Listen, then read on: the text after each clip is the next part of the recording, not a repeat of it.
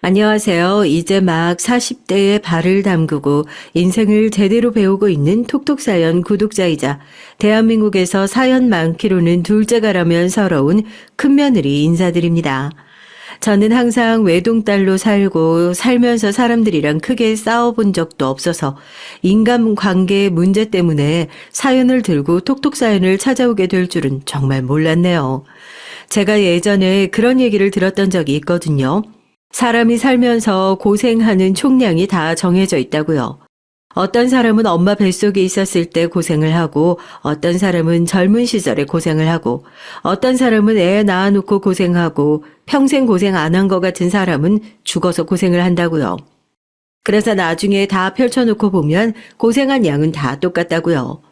저도 평생 고생이란 단어를 모르고 살았다고 자부하는 사람인데 시집 오고 나서 며느리의 역할을 하고 동서들을 맞이하면서 요즘 그 고생의 총량이라는 단어에 대해 뼈저리게 깨닫고 있답니다.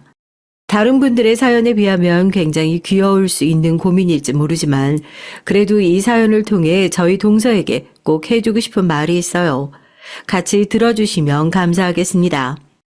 제가 평생 고생이란 단어를 모르고 살았다고 자부한 사람이라고 해서 정말로 고생을 안 하고 살았던 건 아니에요.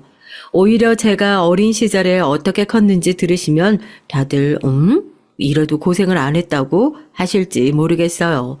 제가 저희 아버지 덕분에 사업가인 남편 만나지 말아야 하는 생각을 할 정도로 저희 집은 어렸을 때부터 사업을 크게 하시는 아버지 덕분에 바람잘 날 없는 집이었답니다.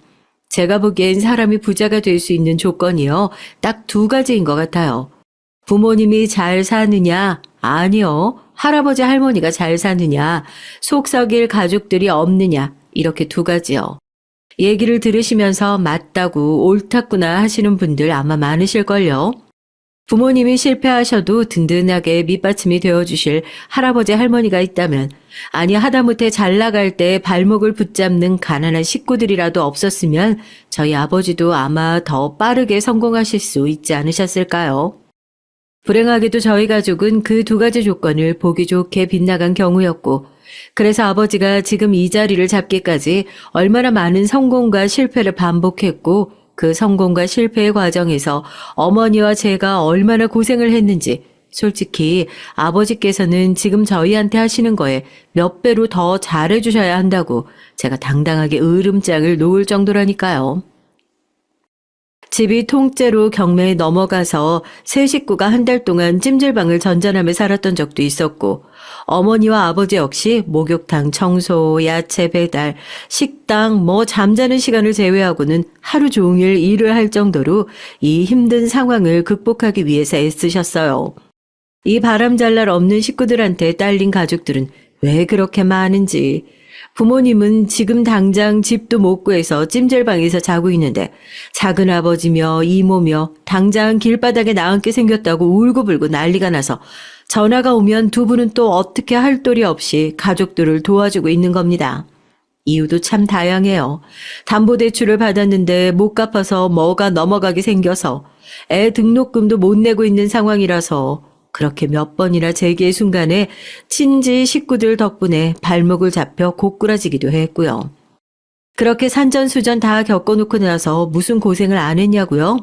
정말 다행인 게 그런 시련을 겪으면서도 저희 가족이 그걸 고생인지 모르고 살았다는 겁니다. 아마 그 일을 직접 겪으셨던 아버지와 어머니 속은 말이 아니셨겠지만 그래도 두 분은 제 마음까지 가난해지지 않도록 정말 많은 노력을 해주셨어요.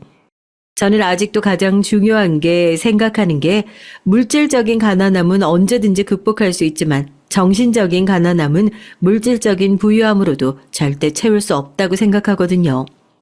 당장 집이 경매에 넘어가서 집도 없이 배회해야 할 상황인데도 우리 가족이 이럴 때 아니면 언제 이렇게 다 같이 전국 일주를 다녀보겠냐며 긍정적으로 상황을 바꿔주신 아버지 덕분에 저도 우리 집이 가난해서 괴롭다는 생각을 살면서 한 번도 해본 적이 없었어요. 그리고 부모님 성격은 또 얼마나 좋으셨는데요. 오히려 집이 망하고 전국을 떠돌면서 귀한 인연들을 많이 얻게 됐고 그 인연들이 나중에 저희 부모님이 다시 사업을 일으키시는데 아주 큰 도움을 주시기도 하셨답니다. 사연을 들으시는 분들도 제 사연 말고 다른 사연들을 많이 들어보셨으니까 느끼셨겠지만 가족만큼 귀한 재산이 없잖아요. 저는 그렇게 배울 점 많은 부모님 밑에서 돈 주고도 살 수 없는 유산들을 많이 물려받았어요. 부부싸움은 칼로 물베기라고 하는데 저는 그 물을 베는 광경조차 한 번도 본 적이 없이 살았어요.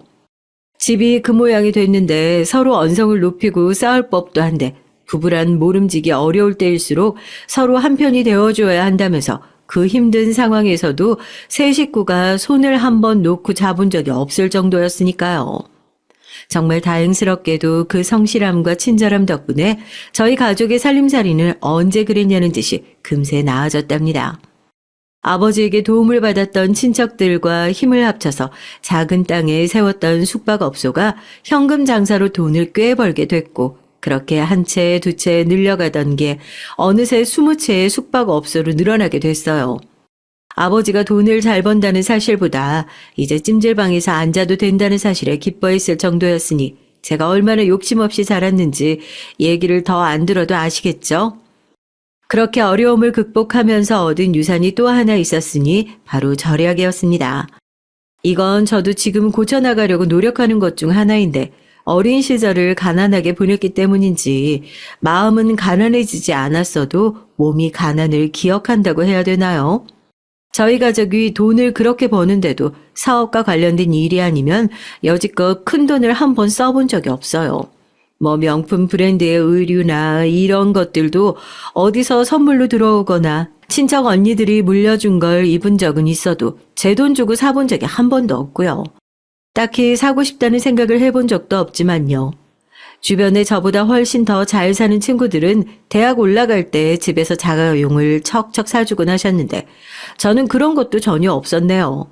대학 내내 지하철과 버스를 애용했었고 다만 아버지를 닮아서 그런지 재테크는 좀 좋아했던 것 같아요.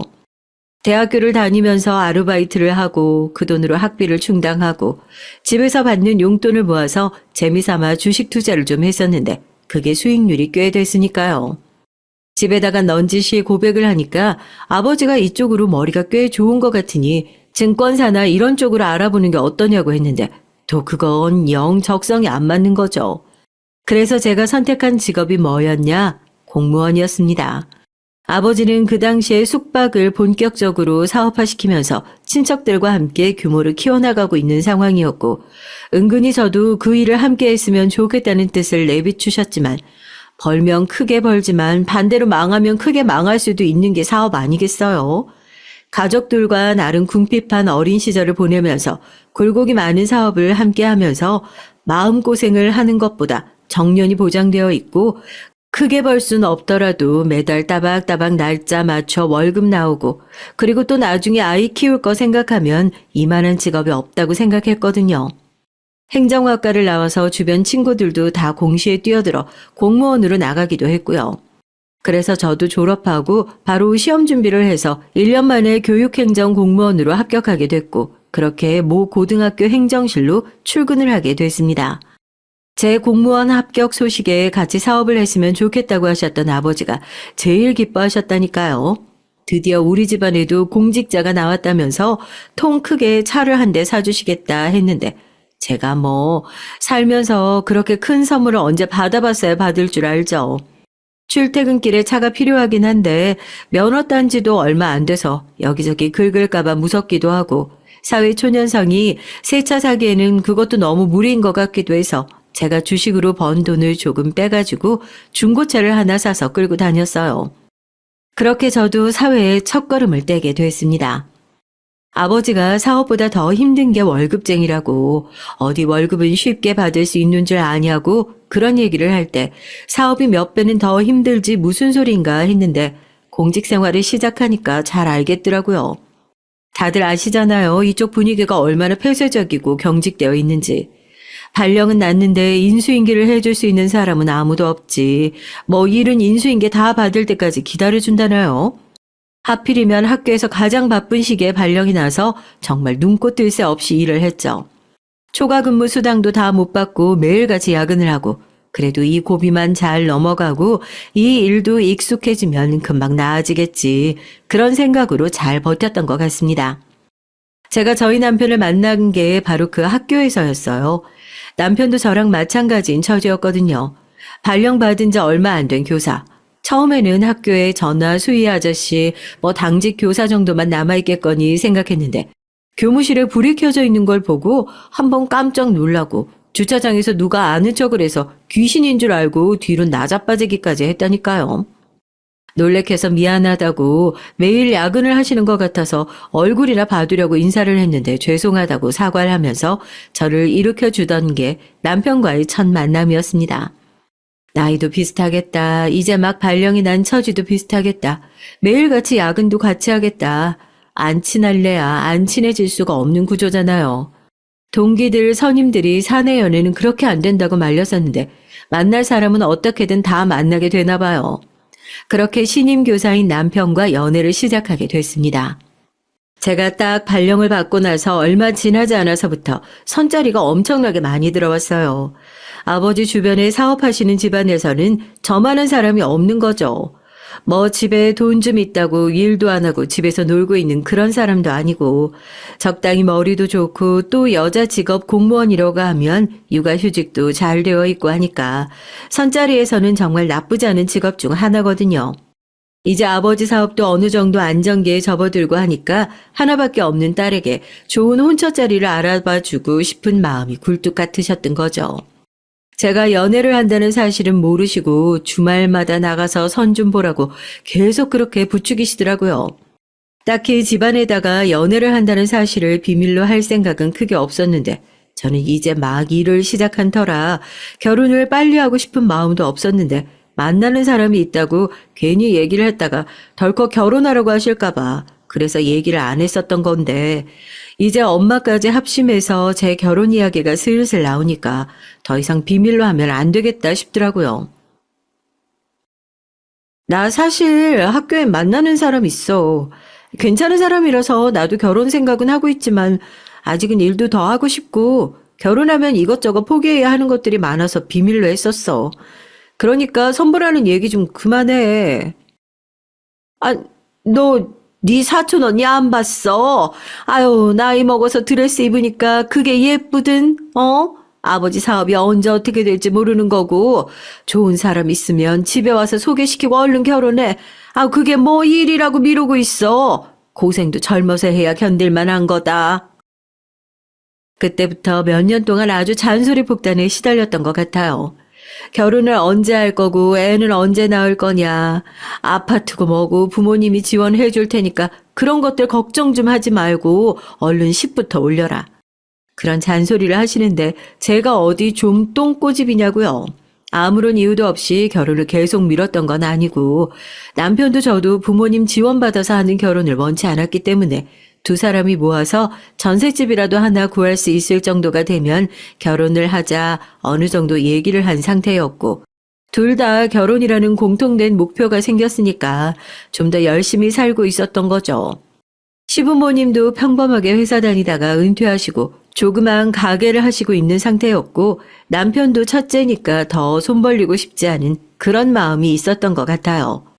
저는 그런 점이 더 좋아서 오래 연애를 할 수 있었던 거지만요.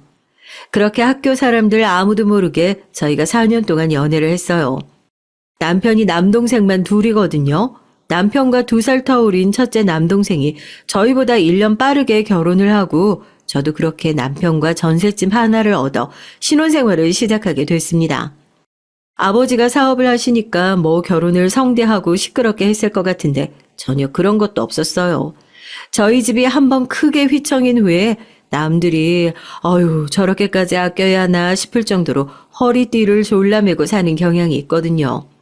저도 그렇고 남편도 그렇고 친구들이 저희 집에 놀러 오면 이게 신혼집이냐 절간이냐 할 정도로 남들한테 뽐내거나 시끄럽게 활동하는 사람들도 아닐 뿐더러 어떻게 보면 결혼식 같은 일회성 행사에 큰 돈을 쓰기보다는 그 돈을 모아서 나중에 이사 가는데 보태자는 게 둘의 공통된 생각이어서 아버지 이름으로 들어올 예정이었던 화환들도 받지 않겠다 정중히 거절하고 조용하게 식을 올렸습니다.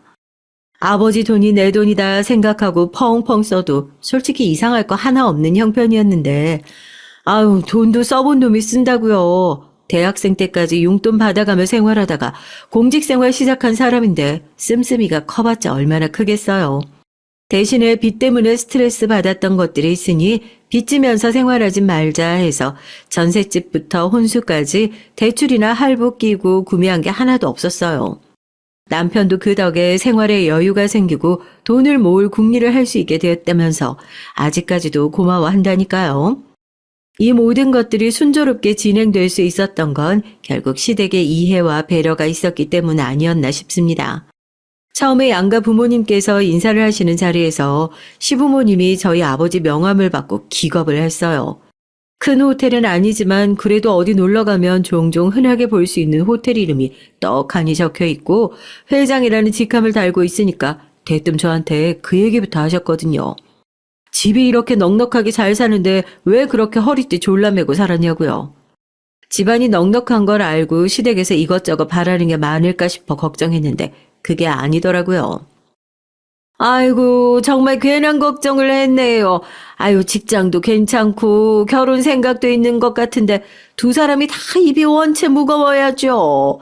연애만 길어지고 결혼을 한다는 얘기도 없고 그래서 저는 집안 형편이 어려워서 결혼을 계속 미루고 있나. 전셋집이라도 도와줄 테니까 형편 생각하지 말고 식부터 올려라. 그렇게 설득을 했는데 싫다고 하길래 아유 얼마나 걱정을 했는지 몰라요. 그래도 친정이 일이 든든하니까 새아가가 살면서 어려움은 없겠네요. 이게 다 제 탓입니다. 어렸을 때 하도 손 벌리는 가족들이 많아서 여기저기 도와주다 보니 정작 우리 식구들을 제대로 챙기지 못했어요. 그래서 친정 상황 생각하고도 돈 벌리지 않고 자기들끼리 해보겠다고 이렇게 나서니 저희는 지켜보는 수밖에요. 외람된 말씀이지만 저희 집 사정을 그냥 알고만 계셨으면 합니다. 아무래도 사업을 하다 보니 곤란한 일들이 종종 생겨서 말이죠. 아이고 무슨 말씀인지 잘 알겠습니다만 해준 것도 없이 바라기만 하는 부모는 아니니 걱정하지 않으셔도 됩니다. 아버지께서는 잘 사는 친정이라고 혹시라도 여기저기 바라는 일이 생길까 싶어 집안 사정을 알리지 않았으면 좋겠다 애둘러 말씀하셨고 시부모님께서도 그 얘기를 기분 나쁘게 듣지 않고 잘 받아들여 주신 덕분에 저희가 원하는 대로 가족들과 친한 친구들 위주의 조용한 결혼식을 치룰 수 있지 않았나 싶어요. 저는 그런 게 있어요. 평소에는 식구들이 스크루지라고 놀릴 정도로 목구멍이 포도청인 것처럼 살더라도 꼭 필요할 때는 내가 나서서 지갑을 열고 꼭 써야 할 것이 있다면 액수 생각하지 않고 아끼지 말고 쓰자는 그런 마음이요. 그래서 결혼을 한 이후에도 돈 때문에 시댁 식구들과 별다른 트러블이 없었던 것 같아요. 막내 시동생은 자동차 관련 대기업 두바이 주재원으로 근무를 하고 있어서 저희 결혼식에도 얼굴만 비추고 다시 일을 하러 복귀를 했을 정도로 바빴고 대신 바로 위 시동생네가 저희랑 집이 가까워서 시댁 행사가 있을 때마다 모여서 같이 상의도 하고 꼭 그런 게 아니더라도 오가며 차도 한 잔씩 하고 여름에는 휴가도 같이 하고 그렇게 가깝게 지냈어요. 제가 맏며느리긴 하지만 동서보다 나이가 어려서 처음엔 불편하지 않을까 걱정도 했었는데 저한테 그렇게 잘해줄 수가 없는 거예요. 시동생네가 사업을 해서 아무래도 형제들 중에는 가장 여유가 있는 편이었거든요. 그래서 동서도 성격이 좀 시원시원하고 씀씀이가 큰 편이고요. 뭐 어디 같이 쇼핑을 가면 명품에 큰 관심 없는 저는 그냥 동서가 이것저것 들어보고 입어보는 거 구경하면서 동서는 태가 좋아 별게 다 잘 어울리네. 화사하니 참 예쁘네. 칭찬만 하고 마는데 그게 동서 입장에서는 사고 싶어도 형편이 어려워서 뭐 하나 사는 것을 망설이는 거라고 생각했던 모양이에요. 제가 동서가 참 좋은 사람이라고 생각했던 게 한 번은 그런 일이 있었어요. 그날도 동서가 형님 우리 아이 쇼핑이나 한번 해요 하고 살갑게 먼저 연락을 해오길래 같이 백화점에 나섰죠. 이것저것 둘러보는 동서 뒤에 서서 저도 그날 마침 봄옷이 필요했던 터라서 마음에 드는 게 있으면 한 벌 사야겠다 하고 같이 둘러보고 있는데 왜 그런 말 들어보셨죠? 명품관 직원은 사람 행색 보고 고객 응대한다고요. 요즘 같은 세상에 그렇게 되면 큰일 나는데 아직도 그런 곳이 있더라고요. 그래도 어디 가서 사람들한테 불쾌감을 줄 정도로 입고 다니지도 않고 옷이야 깔끔하게 잘 입고 다니는데도 명품관 직원이 봤을 때는 아, 이 사람 우리 매장에 옷 한 벌 제대로 살 수준은 아닌 것 같아 보였나 보죠. 아니면 동서 따라온 비서 정도로 생각했던 모양이던지요. 제가 마음에 드는 옷이 있어서 행거에서 옷을 꺼내들어 거울에 대고 여기저기 비춰보다가 옆에 지나가는 직원에게 이거 혹시 사이즈가 어떻게 나오냐고 물었죠. 그런데 그 직원 저를 위아래로 쓱 훑어보더니 뭐라고 대꾸도 하지 않고 휙 지나가 버리는 게 아니겠어요? 매장에 사람이 많았으면 아, 저 직원이 내 얘기 잘 안 들렸나 보다 하고 이해라도 했을 텐데 매장은 텅 비어서 손님이라고는 저와 동서밖에 없고 직원이 한 셋이나 되는데 누구 하나 저한테 응대하는 사람이 없는 겁니다. 아, 이게 말로만 듣던 명품관 직원의 갑질이구나 했죠. 혼자 있었으면 기분 나쁜 티라도 내고 그 자리에서 바로 한 소리 했을 텐데 저도 동서랑 같이 온 거잖아요. 솔직히 그런 응대를 받는데 순간 창피해서 얼굴이 확 빨개져가지고 뭐라고 말이 안 나오더라고요. 그런데 또 그걸 동서가 들었는지 제 앞을 확 지나가면서 직원 어깨를 탁 붙잡더라고요. 저기요, 손님 말씀하시는 거 못 들었어요? 아, 여기 매장 직원들 서비스가 왜 이 모양이야? 직원이 몇 명인데 응대하는 직원이 하나도 없고 그쪽 이름 뭐예요? 아, 내가 정식으로 백화점에 컴플레인 넣을 거니까 그런 줄 아세요. 형님, 나가요. 여기 매장도 이제 수준 떨어져서 못 오겠네. 동서는 저보다 더 크게 화를 내면서 제 팔짱을 꼈어요. 그제서야 직원들이 잘 안 들려서 그런 거라고 죄송하다고 사과를 했고 저도 괜찮다고 상황을 마무리하려고 했는데 동서는 괜찮긴 뭐가 괜찮냐면서 이런 취급 받으면서 물건 사고 싶은 마음 없다고 계산대에 보고 있던 물건들을 싹 다 물리고 그 매장을 나와버렸죠. 뭐 명품관 직원들이 본인이 명품이라고 착각하는 게 하루 이틀도 아닌데 저보다 더 씩씩거리면서 화를 내주는 동서가 괜히 고맙더라고요. 형님 됐어요. 오늘 안 받겠다 소리 하지 마시고 제가 골라줄 테니까 실컷 사세요. 더럽고 치사해도 어쩌겠어요. 저런 사람들한테 잘 보이라고 사드리는 거 아니고요. 저렇게 보는 사람이 한 놈이라도 있는 게 싫어서 그래요. 그러니까 형님도 오늘은 싫다 소리 마세요. 저희 동서 성격 참 호쾌하죠. 그렇게 동서한테 질질 끌려다니면서 양손에 쇼핑백을 바리바리 끼우고 나서야 겨우 백화점을 빠져나갈 수 있었답니다. 여튼 그렇게 동서가 저를 참 잘 챙겼어요. 저희가 또 비슷한 터울로 아이를 낳았거든요. 저도 쓸 땐 또 쓰는 사람이잖아요. 동서 아이 낳았다는 소식에 200만 원 새 돈으로 빳빳하게 뽑아서 조리원 비용에 보태라고 남편 통에 전해줬더니 그게 또 그렇게 고마웠던지 저희 애 신생아 때 기저귀 한 번을 제 손으로 사본 적이 없네요. 어떻게 잘 챙기는지 시부모님도 며느리들끼리 이렇게 사이가 좋아서 걱정 없다고 그러실 정도였죠. 저도 외동으로 자랐지만 꼭 친자매가 생긴 것 같아서 너무 든든하고 기분이 좋더라고요. 그런데 사람이 어떻게 굴곡 없이 살겠어요. 그렇게 호쾌하고 잘 나가기만 할 것 같은 큰 동서에게도 커다란 위기가 찾아오게 됐습니다. 제가 그랬잖아요. 사업은 굴곡이 있다고요. 주말만 되면 형님 어디가 새로 생겼대요. 어디가 좋대요. 애들 데리고 뭐 하러 가요 하고 전화기에 불이 나도록 전화하던 동서한테서 연락이 뚝 끊겨서 무슨 일이 있는 건가. 먼저 연락을 해봐야겠다. 안 그래도 걱정하고 있던 찰나였는데 남편이 그러더라고요. 요즘 시동생 사업이 많이 안 좋아진 것 같다고요. 제가 그 얘기를 듣고 남편 등짝을 막 때렸어요. 왜 그런 중요한 얘기를 이제 했냐고요.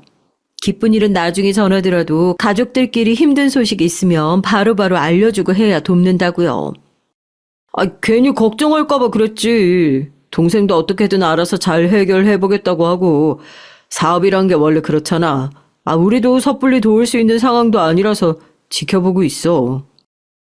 남편 말이 맞긴 하죠. 돕는다고 뭐 벌떡 일어날 거면 그게 어려움이게요. 그런데 그 얘기를 듣고 나니까 집에서 혼자 이제 막 2살 배기 조카를 보고 있는 동서부터 걱정이 되더라고요. 거의 처음으로 제가 먼저 큰 동서한테 전화를 했던 것 같네요. 이런 일 있고 나서야 먼저 연락하는 것도 미안한데 다 죽어가는 목소리로 전화 받는 걸 보니까 마음이 영 안 좋더라고요. 제가 지금 집으로 가겠다고 뭐 먹고 싶은 거 있냐고 하니까 괜찮대요. 백화점 들러서 동서가 좋아하는 초밥을 바리바리 싸들고 동서네로 갔죠. 가보니까 아휴 말도 못해요. 임시라고 7kg가 쪘는데 그게 도로 싹 다 빠진 것 같더라고요. 마음고생을 얼마나 했는지 얼굴이 반쪽이 돼서 애를 안고 형님 오셨어요 하는데 꼭 저 어렸을 때 집 어려워지고 부모님 손 잡고 찜질방 돌아다니던 그때 생각이 나는 것 같아서 울컥했습니다. 대체 사업이 얼마나 어려운 거냐고, 우리가 그 정도로 가까운 사이가 아니었냐고, 왜 이 지경이 될 때까지 말도 못하고 있었냐고 하니까 그제서야 눈물을 펑펑 흘리더라고요.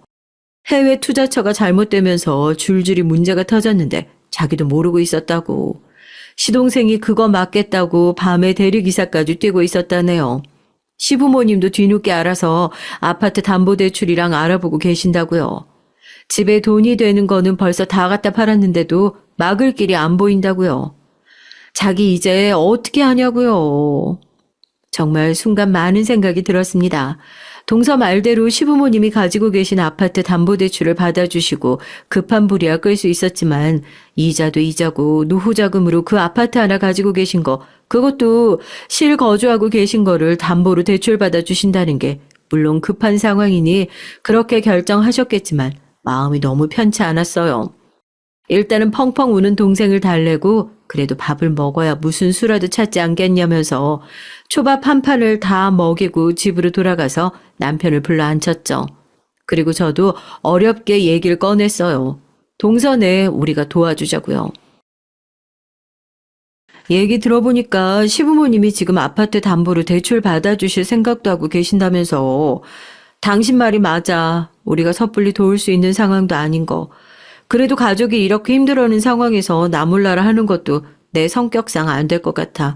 내가 가지고 있는 주식 처분하고 아버지한테 미리 양도받은 것들이 있어서 당장 필요한 자금 운용할 수 있을 것 같아서 얘기하는 거야. 동선의 아파트 대출도 아직 다 못 갚았다며. 지금 내가 도와주면 금방 일어나서 갚을 수 있는 사람들일 것 같아서 돕자고 하는 거니까 밑 빠진 독 같으면 여기다 물 붓자고도 안 했어. 제 얘기에 남편도 깜짝 놀랐죠. 친정 식구도 아니고 시댁 식구고 막말로 헤어지면 남이나 다를 바 없는 사람들인데 저희 가족이 어렸을 때 친척들 돕다가 좀 고생했냐고요. 그런 사정을 다 알고 있는데도 제가 선뜻 나서서 돕자고 먼저 얘기를 꺼내니까 얼마나 의아했겠어요. 그런데도 그때는 몸이 먼저 나가더라고요. 지금은 내가 돈을 쓸 때구나 하고요. 남편도 이거는 나 혼자 결정한 문제가 아닌 것 같다. 당신 생각이 그렇다고 하면 장인어른 장모님께도 허락받고 돕는 게 아니라 빌려주는 걸로 해서 얘기를 해보자고 하더라고요. 그렇게 저도 부모님에게 동선의 사정을 얘기하고 부모님도 제 돈이니까 제가 현명하게 잘 쓸 걸 누구보다 잘 아신다고 크게 반대는 안 하셨어요. 그렇게 제 돈으로 시동생 사업을 돕게 됐습니다. 그 과정에서 형님이 돈이 어딨냐, 자기는 그 돈 못 받는다 하도 난리를 치길래 어쩔 수 없이 동서에게 저희 집안 얘기를 할 수밖에 없었네요. 없는 살림에 시부모님이랑 같이 담보대출이라도 받아서 빌려주는 것으로 알고 있었나 봐요. 시댁 식구들 모두 고마워했죠. 제 덕분에 큰 고비 넘길 수 있었다고요. 저도 뭐 영 손해보는 장사는 아니었어요. 저라고 그냥 빌려줬겠어요. 투자금 형태로 시동생 사업 문제를 해결해주고 그 고비를 잘 이겨낸 덕분에 빌려준 돈도 더 큰 이득을 봤으니까 좋게 마음 써서 서로 잘 된 거죠. 대신에 제가 시댁 식구들한테 어깃장은 좀 났어요. 아무리 안 좋은 소식이라도 좀 나누고 살자고요. 나 죽게 생겼는데 체면 차리고 서로 사정 걱정하다가 진짜 죽을 뻔했으면 어쨌냐고요. 남편도 제 덕분에 가족들 사이가 더 가까워진 것 같다면서 한동안은 눈만 뜨면 저희 친정에 있는 방향으로 큰 절을 올린다고 난리를 쳤다니까요. 그렇게 저는 시집 온 남의 집 식구에서 큰며느리라는 이 집 식구로 조금씩 더 자리를 잡아가고 있었습니다. 나이가 뭐 중요한가요? 가족들을 얼마나 아끼고 사랑하는지 그런 마음 씀씀이가 중요한 거죠. 이제는 시어머니가 집안에 중요한 대소사가 있기 전에 가장 먼저 저한테 연락해서 상의를 할 정도로 저도 집안에서 꽤나 중요한 보직으로 올라서게 됐네요. 그리고 큰며느리에게 또 한 번의 시련이 찾아오게 됐습니다.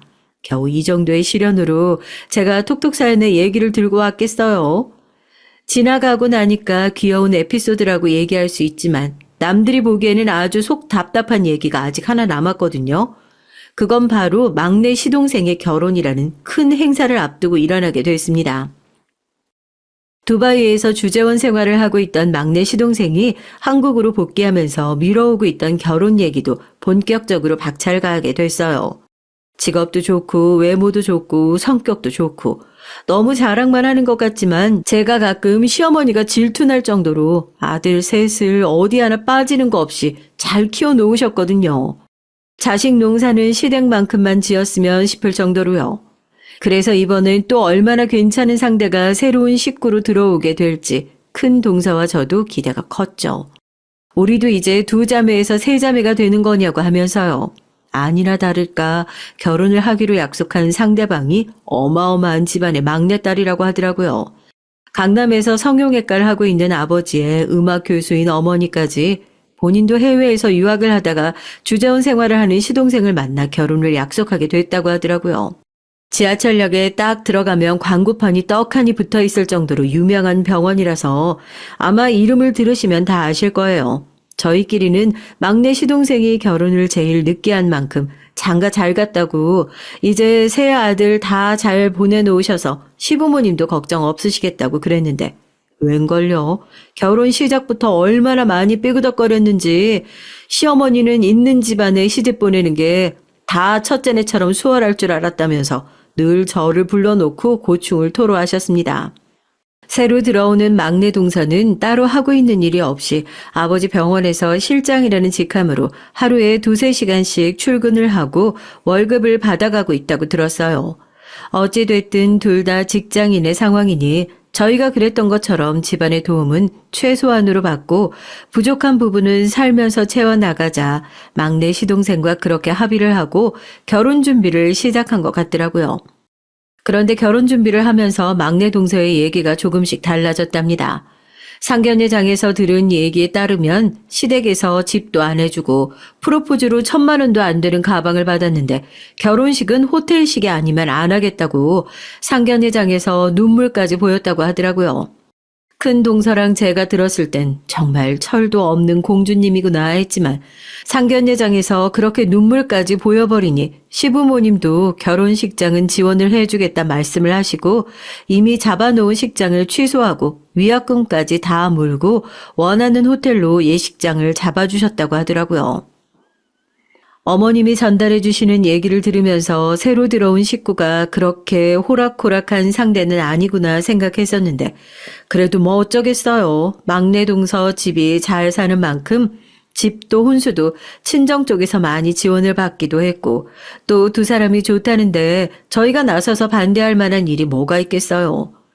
고생을 안 하고 살면 저렇게 철없이 잘할 수도 있구나. 속으로 욕은 조금 했어도 새로 들어올 사람인데 너무 믿게만 생각하지는 말자. 저도 처음에 받아들일 때는 그렇게 좋은 마음으로 새 식구를 환영했답니다. 그런데 정말로 한 식구가 되고 나서 보니까요. 왜 어른들이 기우는 결혼을 그렇게 반대하는지 알 것 같기도 하고 어머님한테 그 말도 안 되는 얘기들을 들을 때 저라도 나서서 이 결혼을 뜯어 말렸어야 했나 싶기도 하더라고요. 아니 다 떠나서 그 철없는 부잣집 막내 따님 동서가 시댁에서 무수리로 삼기로 마음먹은 사람이 저인 것 같다는 생각이 드는 겁니다. 자기 입장에서는 나보다 못 사는 시댁 그리고 그 중에서도 남편은 교사 본인은 공무원 육아휴직하고 집에서 애 보고 있는 제 처지가 별 볼 일 없어 보였나 봐요. 사연을 쓰려고 막내 동서가 시집 온 지 얼마 안 돼서 있었던 일들을 생각해보니까 귀엽다고 하고 넘어가기엔 기가 차는 일들이 한두 가지가 아니었네요. 때는 동서가 시집 오고 나서 첫 명절, 저희가 종갓집도 아니고 명절이라고 해서 음식을 뭐 거창하게 준비하는 것도 아니거든요. 차례상에 올리고 가족들끼리 나눠 먹을 거나 조금 더 해서 끝나고 음식이나 싸가고 그마저도 음식 손질은 맏며느리인 제가 다 해놔요. 동서들 일손 최대한 덜어주자고 싶어서요. 그래도 준비해야 할 게 꽤나 되고 아무리 집이 가깝다고 해도 명절날 새벽부터 모이는 거 은근 짜증나잖아요. 그래서 전날에 모여서 같이 수다도 떨고 음식도 장만하고 끝나면 맛있는 것도 먹으러 가고 하거든요. 특히 이번 명절은 막내 동서가 겪는 첫 명절이니 조금 더 신경을 쓰자 해서 저녁에 저희 집 호텔 레스토랑 코스 요리 예약도 어렵다는 창가 자리로 미리 선점을 해두고 막내 동서한테 연락을 했어요.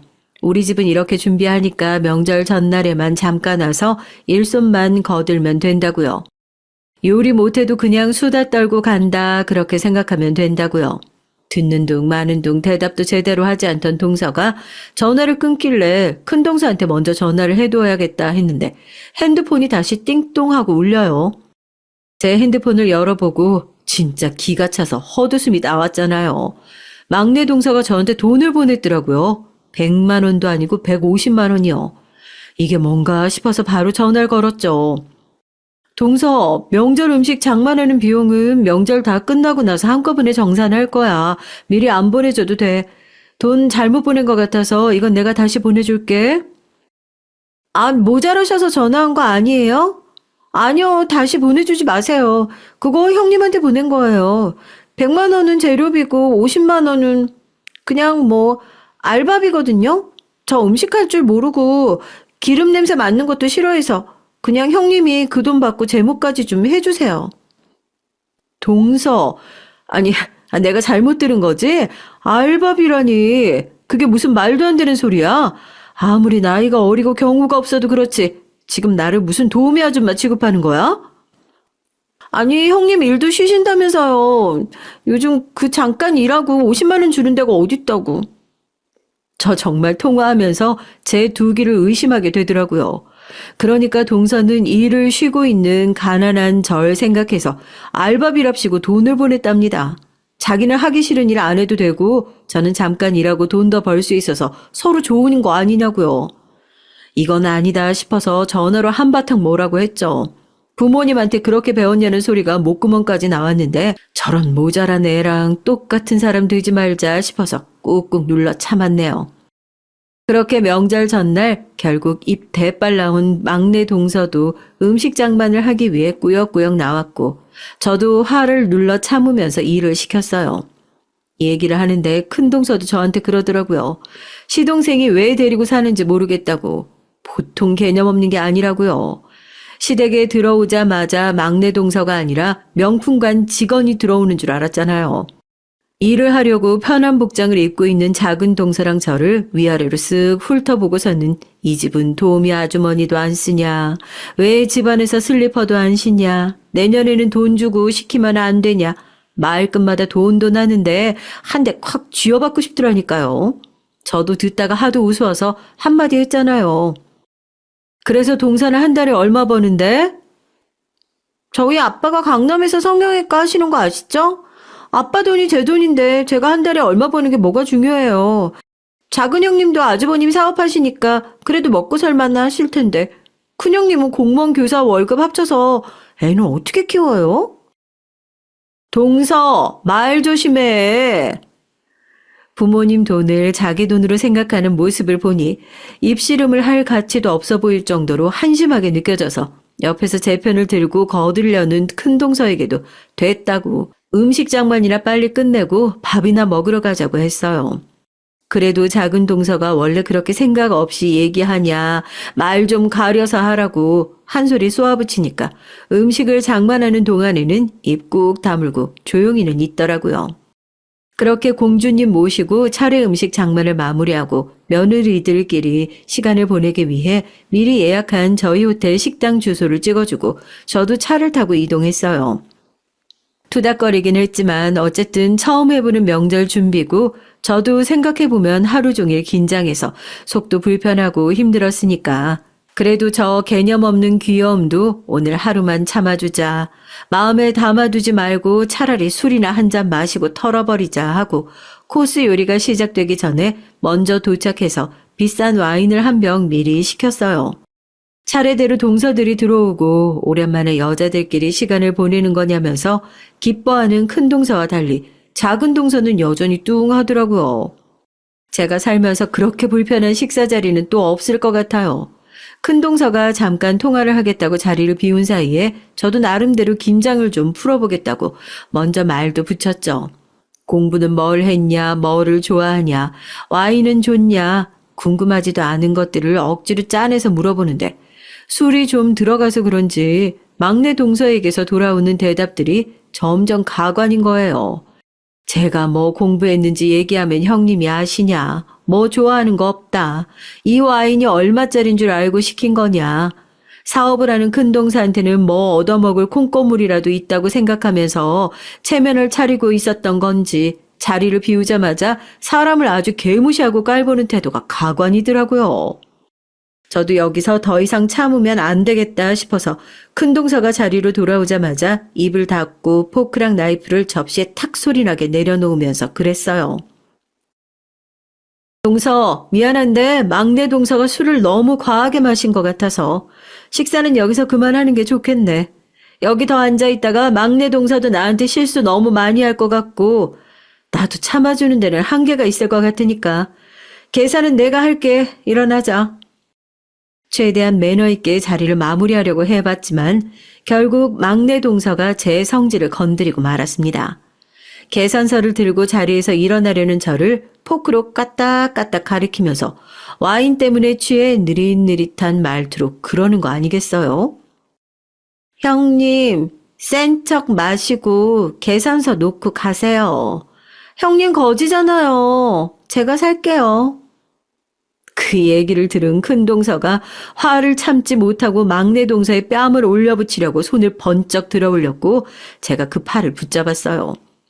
자기가 맞을 뻔했다는 사실에 화가 났는지 자기가 뭐 틀린 말을 했냐고 형님은 왜 저렇게 돈도 없는 사람을 감싸냐고 소리를 빽 지르더라고요. 아이고 정신 차려라. 이 세상 물정 모르는 망나니야. 이 호텔이 여기 계신 큰형님 아버지 거야 이 칠푼아. 죄송해요 형님. 말을 안 할래도 이게 너무 말도 안 되는 짓만 골라가지고 해서 아니 형님이 이 호텔 상속자라고요? 믿기지 않는다는 듯이 눈을 꿈뻑거리던 막내 동서가 제 정체를 알게 되고 어쩔 줄을 몰라 하더라고요. 뺨이라도 한 대 시원하게 갈기지 왜 그걸 말렸냐고요? 왜 그런 일을 큰동서를 시키겠어요. 욕을 먹을 건 전데 복수를 해도 제가 해야죠. 저는 자리에서 일어나서 아직 제 잔에 반 정도 남아있는 와인을 막내 동서의 흰 블라우스에 냅다 끼얹었습니다. 음식 장만하러 왔을 때부터 뭐 한국에 몇 점밖에 안 들어온 명품 블라우스네 어쩌네 침이 튀도록 자랑을 하더니 와인을 끼얹어 놓으니까 이게 얼마짜린 줄 아냐고 아주 난리가 났더라고요. 그 와중에 가방에 와인 튀었을까봐 테이블에 가방 뒤집어서까지 확인하는데 그게 왜 그렇게 없어 보이던지요. 네가 하도 졸부처럼 굴어서 나도 이제 졸부처럼 행동해 주려고. 블라우스가 그래봤자 블라우스고 가방이 그래봤자 가방이지.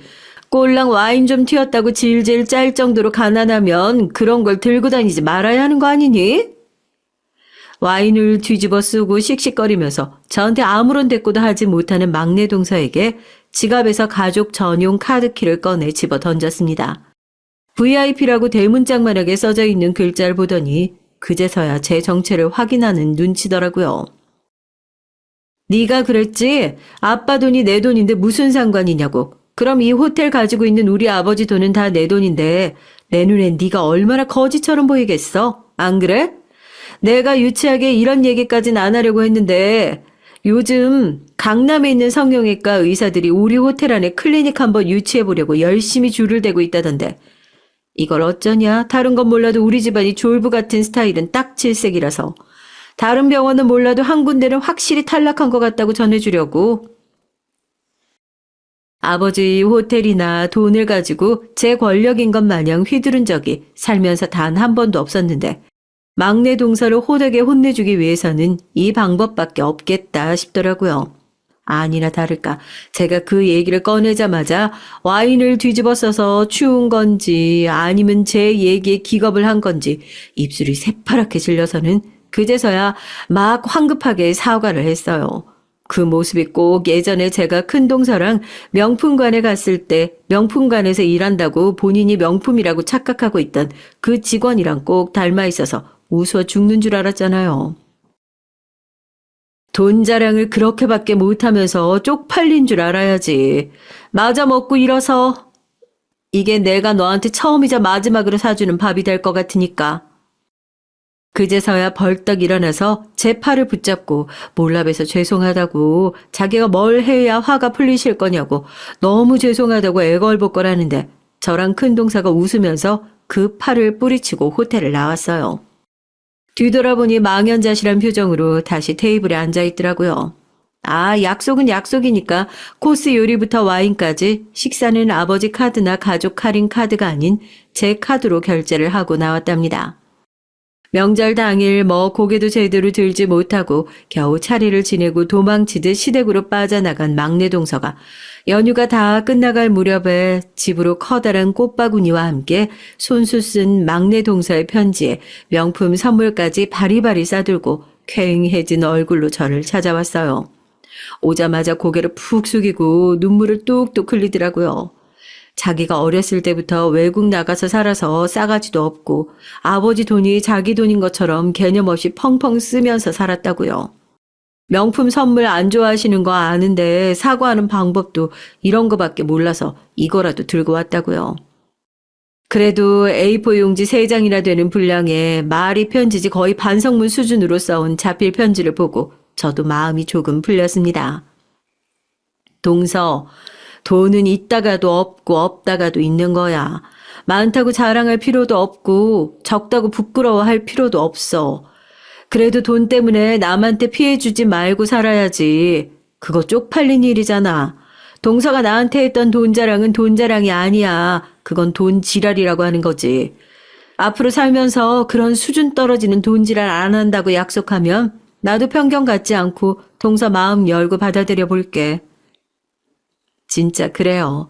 저도 아직 인생을 많이 산 게 아니지만 돈이라는 게 있다가도 없고 없다가도 있고 미친 듯이 쫓아가면 손으로 꽉 쥐고 있는 모래처럼 손가락 틈새로 술술 빠져나가고 필요 없다 생각하면 또 호주머니로 술술 들어오고 신기하게 그러더라고요. 많아도 받고 없어도 받고 적당히 있어도 받고 풍족하다는 게 얼마나 상대적인지 그 자랑이 얼마나 부질없는 일인지 제가 잘 알고 있으니 정말 진심 어린 마음으로 막내 동서에게 해준 조언이었습니다. 제 마음이 100% 막내 동서에게 다 전달되었을지는 모르지만 말이죠. 손이 사람이 좋은 게 뭐겠어요. 죽상으로 골골거리고 있는 막내 동서를 며칠 좀 더 마음고생하게 놔둘까 싶다가 결국 제가 먼저 숙이고 동서에게 화해의 손길을 내밀었습니다. 막내 동서도 그제야 긴장이 풀렸는지 주저앉아서 펑펑 울면서 자기가 너무 죄송하다고 돈 가지고 행색 가지고 사람 판단하면 안 되는데 너무 후회된다고 다시는 안 그럴 거라고 맹세 아닌 맹세를 하더라고요. 그렇게 아주 눈물 젖은 화해를 했습니다. 명품을 안 좋아하는 저는 두 동서 덕분에 벌써 명품 가방이 3개나 있는 맏며느리가 됐어요. 멀리 돌아오긴 했지만 이렇게 투닥거리면서 한 가족이 되어가는 것이 맏며느리가 해야 하는 일 아니겠습니까? 앞으로도 또 어떤 말도 안 되는 일로 저희 가족이 싸우게 될지 모르죠. 또 막내 동서도 큰 동서처럼 어떤 일로 휘청하게 될지 모릅니다. 저 역시 마찬가지고요. 그렇지만 그때마다 이번 일처럼 여자들끼리 며느리들끼리 머리 맞대고 힘을 합쳐서 현명하게 지혜롭게 이겨내 보려고요. 저 같은 맏며느리가 있다면 세상에 얼마나 어려운 일이 찾아온다고 해도 금방 이겨낼 수 있지 않겠습니까? 안녕하세요. 저는 사연 채널에 갓 입문한 40대 초반의 여자입니다. 원래 드라마 보는 게 취미였던 제가 요즘은 유튜브에 빠져서 이것저것 보며 할 일 없이 시간을 보내고 있는데요. 알고리즘이라는 것이 알아서 척척 제가 원하는 것들을 보여주니까 시간 가는 줄을 모르겠더라고요. 남편이나 자식은 이런 제 모습을 보며 핸드폰 중독이라고 손에서 놓으라고 하는데 쉽사리 되지가 않아요. 특히나 최근 빠져버린 사연 채널은 몇 시간을 들어도 질리지가 않더라고요. 요리할 때나 청소할 때나 이어폰을 꽂고 틀어놓고 있답니다. 이 정도면 얼마나 제가 팬이 됐는지 더 말하지 않아도 아시겠죠. 그런데 이번에 제가 청취자가 아닌 사연자로 나서게 된 건 마음속 서랍에 꺼내둔 얘기를 풀어놓고 싶어서예요. 저에게 캐캐 묵은 얘기이긴 하지만 아마 들으시면 많은 분들이 여러 감상을 느끼실 수 있을 것 같네요. 그럼 즐거운 시간 되시길 바라면서 한자 써볼게요. 저는 사남매의 셋째로 태어났어요. 무언가를 책임질 장녀도 아니고 사랑받을 수 있는 위치도 아닌 그 애매한 중간이요. 그 중간이란 위치에 의외로 곤혹스러웠어요. 아마 저희 집 형편이 괜찮았다면 저도 나름 팔자 피고 살 수 있었겠죠. 남들 다 가는 학원도 다니고 새 옷도 입으면서요. 그런데 저는 집이 가난한 탓에 학원은커녕 무엇이 되고 싶은지 꿈조차 없었어요.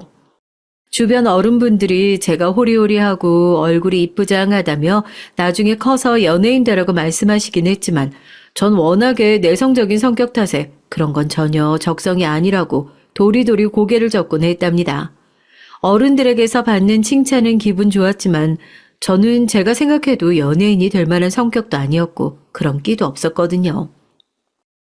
그래서 어렸을 때부터 저와는 달리 사람들 앞에서 관심 받는 걸 좋아하고 자신감 있는 친구들이 참 부러웠어요.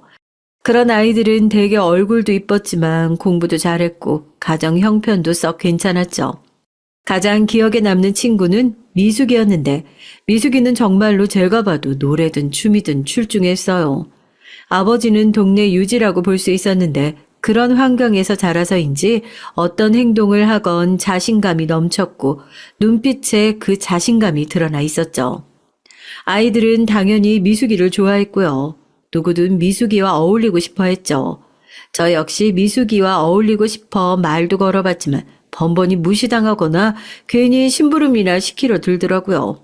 그때부턴 미숙이에게 완전히 정을 뗐지만 제 학창시절 마음속에 자리한 몇몇 똑똑하고 이쁘장한 친구들은 아직도 강렬한 인상으로 기억에 남아있어요. 나도 걔처럼 되고 싶다. 나도 그러고 싶어. 그냥 제 자신을 조금 아끼고 이쁘다고 해줬어도 될 텐데 그땐 미숙이 같은 친구들이 그렇게나 부럽고 멋져 보였어요. 아마 저를 더더욱이나 주눅 들고 위축시킨 건 집안 환경이지 않았나 싶습니다. 하루 일하고 하루 쉬며 일용직을 전전하시는 아버지, 식당에서 일하시는 엄마, 그리고 그 아래 사고만 치는 큰오빠와 집안일에 전혀 관심 없는 언니. 일단 제 위에 가족 구성원들만 봐도 한숨이 쏟아져 나왔죠. 특히 저는 바로 위에 언니와 사이가 안 좋았어요. 그런 언니가 틈만 나면 저를 무시하고 구박하는 말들을 해댔기 때문입니다. 야, 너는 이 총구석에서 계속 살고 싶냐? 난 언젠간 여길 벗어나서 아주 대담한 남자를 만날 거야. 이왕이면 사업하는 남자가 좋겠지? 대기업 다니는 남자도 좋고. 아무튼 난 아주 좋은 집안에서 좋은 교육 받고 자란 그런 사람 만나서 결혼할 거다? 그래서 이 구질구질한 신세를 피하고 말 거야. 너도 지금부터라도 그런 궁리하려면 외모든 뭐든 갖거라. 성격을 바꾸든지. 사람들 앞에 서면 촌스럽게 버벅대는 것도 좀 고치고 나중에 서울이라도 가면 서울 사람들이 얼마나 널 만만하게 생각하겠어. 내일은 내가 알아서 해. 관심 꺼. 왜 언니가 내 인생에 감나라 배나라 난리야? 언니는 제게 일종의 외모 콤플렉스를 가지고 있었어요. 제가 자기보다 이쁘장하고 곧잘 그런 말도 들어왔으니 그게 나름의 상처였나 봐요. 어렸을 적부터 그렇게 부모님이 없으면 저를 꼬집고 못생겼다 놀리고 좀 머리가 크니 저런 말이나 해대더군요. 아, 네 일은 네가 알아서 한다고? 언니가 조언해주면 감사하게 생각할 것이지 뭘 따박따박 반박하고 앉아있어. 하기야 내가 보기엔 넌 이미 틀렸다. 이쁘기를 해. 말을 잘해. 그렇다고 공부를 잘해. 틀려도 한참 틀렸지.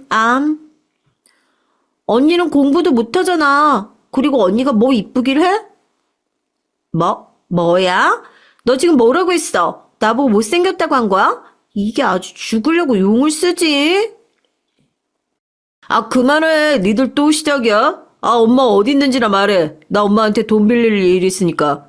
아, 급해 아주. 아, 어디 있냐니까. 세상에, 오빤 또 그 노름판에 간 거야? 엄마 뒷목 잡고 쓰러지는 꼴 보고 싶어? 엄마 어디 있는지 몰라. 알아도 말 안 해줘. 이게 저희 집의 일상적인 풍경이었어요. 우당탕탕 매일 소란이 쏟아지는 이런 집구석에서 어떻게 미래를 설계하고 건설적인 생각들을 할 수 있었겠어요. 소심한 성격을 비웃는 언니 덕에 사람들 앞에 서면 절로 움츠러들기 일쑤였고, 집안에 돈이 없으니 매일 찢어진 언니 옷을 입히려 하는 엄마 때문에 제 스스로가 초라해 보였습니다. 쟤는 맨날 저 살구색 옷만 입고 다닌다? 그치? 나 왠지 쟤랑 놀기 싫더라. 가끔 저를 보는 아이들의 시선, 그 시선이 너무 가혹하게 느껴질 때도 있었죠. 남들보다 예민하고 쉽게 상처받는 성격이었기에 아마도 무난하게 넘기지 못하고 더 힘들었던 것 같아요. 그래서 하루빨리 이 집을 벗어나길 바라는 언니처럼 저 역시 성인이 되면 집을 나가 어디 공장이라도 가서 취직해 일하고 싶은 마음이었는데요. 그런데 고등학교 시절 막바지 공장이라도 알아보려던 찰나 저는 운명의 상대를 만나 생각지 못한 인생의 길에 들어서고 말았습니다. 제 인생을 변화시킨 사람은 지금의 남편이자 당시엔 바로 옆 학교에 다니는 남학생이었어요. 저희 학교 옆에 위치한 남학교엔 꽤 소문이 무성한 남자애가 있었습니다. 뭐로 유명했냐 하면 얼굴도 공부도 아니고 싸움으로요. 싸움으로 유명했던 그 남자애에겐 심지어 온갖 소문까지 떠돌았는데요. 조직세계라 불리는 곳에서 스카우트 제의가 온다든지 여자아이를 임신시켰다든지 하는 별의별 소문이었습니다. 개중엔 너무 나쁜 소문도 있어서 저도 모르게 눈살을 찌푸리게 됐죠. 그러던 어느 날 제가 그 남자애와 얽히게 된 장소는 아르바이트를 하던 떡볶이 가게였습니다. 당시 저는 공장을 알아보기 전 조금이라도 돈을 모으기 위해 주변 떡볶이 가게를 하는 장씨 아줌마를 도와 일을 하고 있었어요. 그 시절 저처럼 적극적으로 돈을 버는 아이들은 많지 않았지만 저 나름 돈 버는 기쁨을 느끼며 한 푼 두 푼 쓰지 않고 돈을 모아 장판 아래에 넣어두고 있었죠.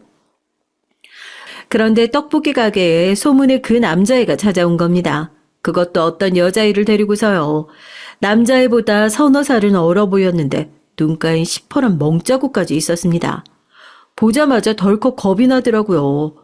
저 남자애가 때린 걸까? 뭐지? 도움을 요청하라고 말해야 되나? 내가 뭘 할 수 있지? 평생 살면서 이렇게나 심장이 뛴 적이 있나 싶을 정도로 벌렁벌렁 뛰더라고요. 무서움에 발만 동동 구르다가 겨우 가게 아주머니에게 사정을 말하고 SOS를 요청했는데 아주머니도 제 얘기를 들으시고는 안색이 안 좋아지셨죠. 일단 고민해본 결과 우선은 주문대로 떡볶이와 순대를 양껏 담아주고 남자애가 자리를 비울 때 그 여자의 곁으로 다가갈 생각을 품고 있었어요. 다행히 여자애가 화장실이 어디 있냐고 물어오는 틈에 저는 직접 안내를 해주겠답시고 끌고 나가서는 손을 잡으며 말했습니다. 저 남자가 그런 거죠. 왜 맞았는지 사정까진 꼬치꼬치 안 물을게요. 도움 필요하면 말해요.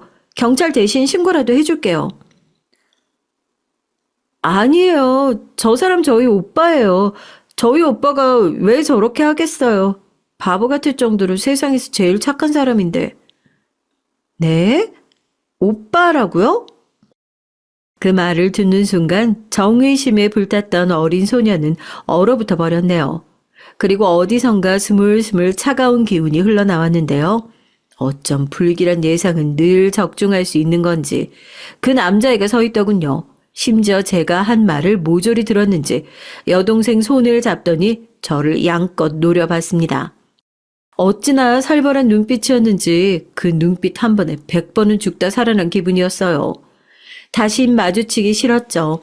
그런데 이상하게도 그날 이후 남자애와 마주칠 일이 많았습니다. 자기 여동생을 데리고 떡볶이집을 방문했는데 여자애가 떡볶이를 좋아하는 건지 자기는 손도 대지 않고 3인분에 가까운 양을 사 먹이며 몇 시간을 죽치고 있더라고요. 그 사이에 저는 말도 못하고 덜덜덜 떨며 물잔을 놓아주곤 했고요. 그러다 다신 마주치고 싶지 않은 그 아이와 더 깊은 인연이 맺어지게 된 건 큰오빠 때문이었습니다. 여느 때처럼 터덜터덜 일이 끝나고 돌아가는 길이었는데 어디선가 울음소리가 들리더라고요. 살펴보니까 저희 집이었습니다. 집 안이 한바탕 뒤집어져 있더라고요. 큰오빠가 아주 또 대단한 사고를 친 것이었죠. 해준 것도 없으면서 뭘 그렇게 해줬다고 유샌대요. 내가 뭐 나쁜 목적으로 돈 빌려 썼어요? 다 사업하겠다고 우리 집안 이렇게 세우겠다고 한 일이잖아요. 이 녀석아, 아무리 그래도 사채야, 사채. 그 이자를 어떻게 감당하려고 그런 짓을 벌인 거야? 너 네 애미가 어떻게 일하는지 몰라서 그런 짓을 저질렀어? 지긋지긋해. 엄마도 좀 그만해요. 징징거리는 소리 듣기도 싫어. 이놈의 자식이 어디서 부모한테 그런 말을 짓거려? 그때였습니다. 아빠의 손이 자연스레 오빠의 뺨을 강타했고 그의 오빠는 부리부리한 눈으로 아빠를 쳐다보더니 이내 자기도 주먹을 들더라고요.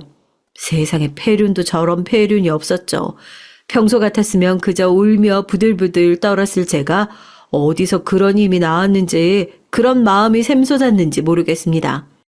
아버지가 자식에게 맞는 그런 비정한 일만큼은 막아야 한다는 마음이었는지 그대로 큰오빠에게 달려가서 그 허리를 감싸 안고 아빠에게 가지 못하도록 막았어요. 야, 너 안 비키면 너까지 죽을 줄 알아. 안 나와? 싫어. 절대 못 비켜.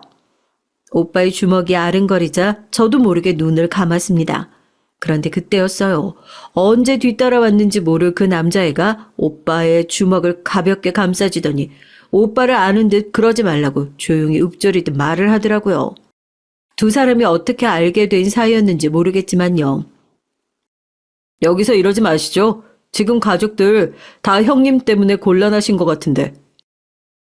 조용하게 읊조리는 말이었지만 그 안엔 위압감이 가득 담겨 있었습니다. 큰오빠는 남자애가 물러설 기미를 보이지 않자 이내 괜히 집에 있는 장독대를 발로 뻥 차더니 그대로 나가버렸어요. 큰오빠가 나가자 다행히 집안은 조용해졌고 당시 어렸던 저는 복잡한 심경이 들더라고요. 이름도 모르는 그 남자애에게 이런 모습을 보였다는 것에 창피하기도 하고 한편으론 최악의 사태를 막아준 것에 대해 고맙기도 하고요. 나중에 엄마를 진정시키고 난 후 얼떨결에 남자애를 집 앞까지만 바래다라도 주게 되었는데요. 우연히 길을 가다가 여기서 큰 소리가 나서 들어오게 된 건데 그게 너희 집인 줄 몰랐네. 그나저나 중현이 형님 아직도 그러고 다니시나 본데 도박은 정말 위험해. 그만두게 해야 돼. 우리 아버지도 그 도박장 다니거든. 어느 누구나 다 집안 사정이 있지 않겠어? 나도 술만 먹으면 미친 개가 돼버린 아버지가 있어. 그러니까 쪽팔려 하지 마. 못 본 걸로 해줄 테니까. 제 자존심을 생각해 나름 던진 것 같은 그 말은 새삼 위안이 됐습니다. 순간 그 남자의 등 뒤로 광채가 넘실거리는 것 같아 착각도 들었죠. 말이 서로 트이고 알고 보니까 그 남자애와 관련된 소문들로 거의 다 진실이 아니었어요. 싸움을 잘한다고 소문이 난 건 누군가 자기에게 시비를 걸었을 때 가만히 있지 못하는 성미 때문이었으며 조직 세계에서 스카우트 제의를 받았다느니 임신이라느니 모두 자기와는 전혀 상관없는 얘기라고 하더군요. 그러면서 씁쓸한 웃음을 지으며 내뱉는 남자의 말에 저는 살짝 안쓰러운 감정까지 느끼게 됐습니다. 전에 말했듯이 아버지가 종종 술을 마시면 때릴 곳 없는 자기 여동생에게까지 손을 대는 남봉꾼이 된다고 하더라고요. 웬만하면 집에 혼자 남겨둘 수가 없어서 떡볶이집을 방문해 몇 시간 동안 죽치고 있었다는 것도요. 고마워. 내 얘기 누군가에게 털어놓는 거 처음인데 막상 털어놓으니까 시원하다. 쪽팔릴 줄로만 알았는데. 언제든 얘기해. 네 마음 편해질 수 있다면 난 그걸로 만족해. 어떤 의미를 내포한 수줍은 고백 같은 말이었는데 그 말을 내뱉고 나서도 집에 돌아와 얼마나 허벅지를 때리며 후회했는지 소심쟁이가 왜 그런 짓을 저질렀나 후회 막심이었네요. 하나 후회도 잠시 마음은 전차처럼 폭주해 분식집에 올 때마다 그 일이 고마웠단 핑계로 떡볶이를 더 주는 것은 물론 제 마음을 표현하게 됐답니다. 온갖 소문의 주인공인 험악한 남자애를 좋아하는 소심하고 평범한 여자애. 어느 연애소설 같은 얘기였지만 저는 그때 한낱 소녀였잖아요. 그렇게나 가슴 떨릴 수 없었습니다. 그리고 아까 말씀드렸듯 고등학교 내내 쭉 인연을 유지해 오다가 그 남자는 제 남편이 되었고요. 저기 떡볶이 더 준 거 고마워라는 말로 조그마한 팔찌를 선물하더니 어느 날인가부터 손을 맞잡으며 연인이 되고 1년 만에 평생을 함께하자는 약속까지 하게 됐죠. 20살 초반 어리디 어린 나이에 저는 그렇게 한 남자의 여자가 되어 가정을 꾸리게 됐습니다. 제 시절 치고도 어린 나이긴 했는데 그래도 언젠가 집을 떠나 마음 놓고 안착할 수 있는 가정을 꾸리는 것이 소망이었기 때문에 저는 아이를 낳고 남편과 함께하는 삶에 아주 만족을 했어요. 특히 제 삶에 예상치 못한 일까지 벌어졌는데요. 그건 바로 경제적인 풍족함이었습니다. 남편은 저와 함께 공장을 다니다가 자기 사업을 하겠다고 공장을 나오게 됐어요. 이때 남편의 성실성을 믿은 몇몇 직원들까지 같이 나와서 사업에 합류하게 됐고요. 처음에 사업이라는 것이 뭔지도 모르면서 그저 위험한 정도로만 알았던 저는 반대를 많이도 했죠. 여보, 당신 사업하긴 나이도 어리고 우리 애기도 아직 안 컸잖아. 너무 부담이 크지 않을까? 그냥 적당히 회사 다니면서 일하면 안 돼? 아니야. 수키야, 지금 이대로 가면 결국 월급쟁이밖에 안 돼. 이 돈으로 우리 애한테 풍족함을 물려줄 순 없어. 당신도 알잖아, 가난이 어떤 건지. 난 우리 딸애한테만큼 적어도 가난을 물려주고 싶지 않아. 하고 싶은 거 다 하게 하면서 키우고 싶어하는 내 동생만 생각해도 가슴이 찢어져. 남편이 급기야 술을 먹고 저를 이렇게 설득했는데 말을 듣는 순간 저도 모르게 눈물이 글썽거렸어요. 그건 저의 시누이였던, 사실 시누이로 함께 오래 늙어갈 줄 알았던 남편의 여동생이 너무도 어린 나이에 세상을 등졌기 때문입니다. 남편 집이 가난하다고 소문이 나자 몇몇 아이들이 틈만 나면 남편 집에 찾아와 시비를 걸어대곤 했는데 가끔은 시누이까지 괴롭혔다고 해요. 야, 너 이쁘게 생겼다. 남친 있냐? 없으면 나랑 사귈래? 싫어요. 오빠 집에 없으니까 가세요. 싫다고? 아야, 왜 싫어? 하긴 자세히 보니까 나도 싫다. 야, 너 입고 있는 옷에서 냄새 너무 나거든? 니네 집은 지지리도 가난한가 보다. 옷 한 벌 해 입을 돈도 없고. 낄낄거리며 그런 말을 아무렇지 않게 내뱉는 사람들이 시누이는 너무도 싫었다고 해요. 그러다 어느 날은 그 친구들을 피하겠답시고 시누이가 도망을 쳤는데 그게 너무나 큰 불행으로 이어지고 말았습니다. 비가 폭포같이 쏟아지는 날 오빠를 찾아 헤매며 달리던 시누이가 그만 잘못 발을 디뎌 동네의 호숫가로 떠밀려 버렸고 거기에서 빠져나오지 못하게 된 거죠. 안 돼. 은희야. 남편이 나중에야 그 광경을 목격하고 호숫가로 뛰어들어서 동생을 구하려 했지만 119가 온 뒤에는 이미 숨을 거둔 뒤였습니다. 남편 가슴에 얼마나 한이 맺혔을지 상상도 할 수 없을 정도였기에 장례식 내내 저는 그냥 조용히 끄끄거리며 같이 울어주는 수밖에 없었어요. 게다가 남편 집을 찾아온 그 아이들 중 어느 누구도 처벌받지 않았으니 피해자 가족의 가슴엔 더 못이 박힐 수밖에 없었죠. 그 애들도 악마 같은 놈들이었지만 결국 가난하면 그런 일을 당하게 되어 있어. 여보, 한 번만 나 믿어줘. 내가 어떻게든 성공해서 먹여 살릴게. 저 또한 돈이 없는 게 얼마나 서러운지 모르는 사람이 아니었어요.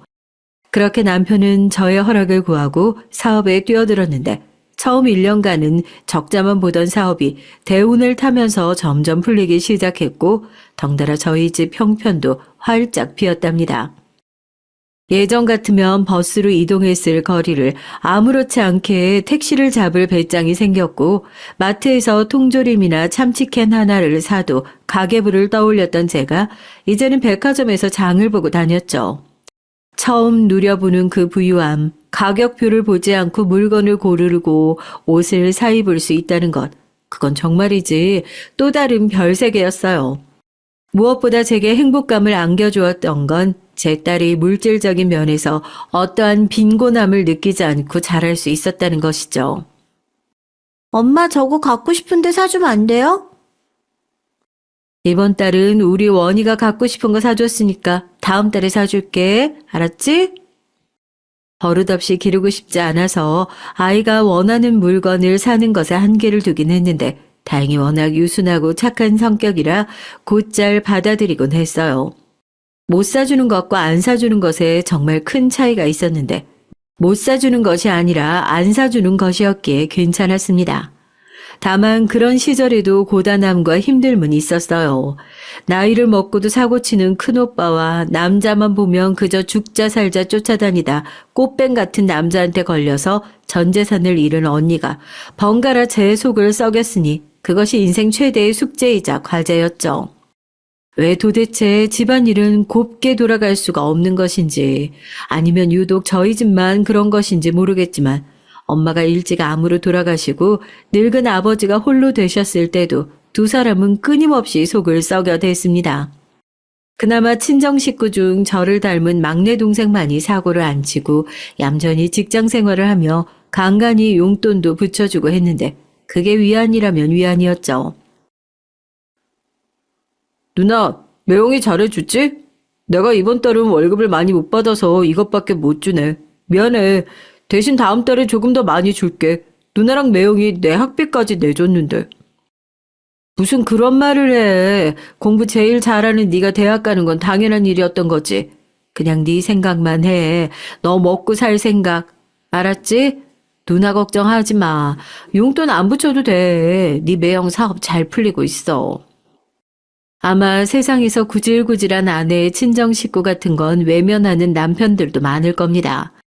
그런데 남편은 공부 잘하는 막내 동생이 돈이 없어 대학교 입학을 망설이는 걸 보고 열심히 일한 돈으로 대신 등록금을 대주고 그거에 대해 일절 유세를 떨거나 하지 않았어요.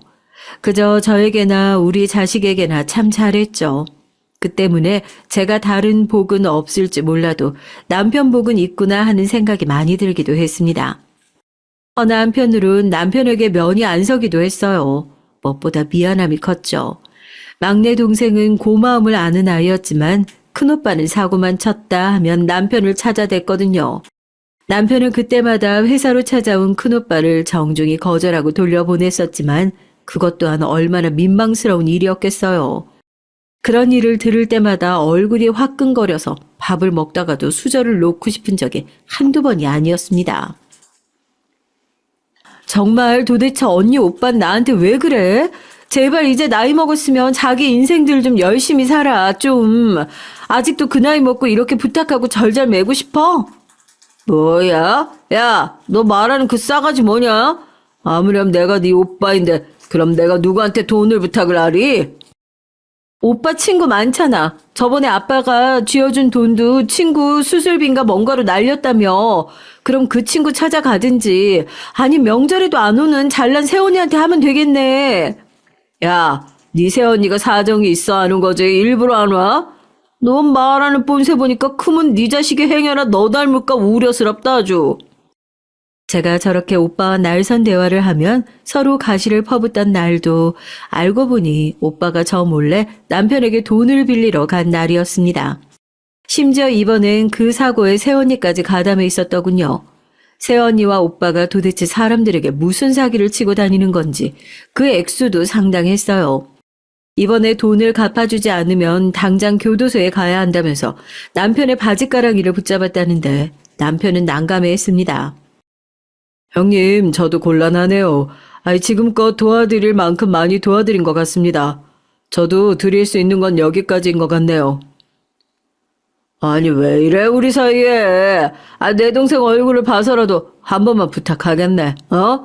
내가 교도소에 가게 생겼는데 가족끼리 너무하지 않은가? 제가 아내 얼굴 봐서 이제는 안 된다고 말씀드리는 거예요. 아내도 더 이상 원하지 않아요. 형님이 이제 새 인생 사셔야죠. 제가 계속 도와드리는 게 답이 아닌 것 같습니다. 그리고 그 액수는 저도 감당이 안 되네요.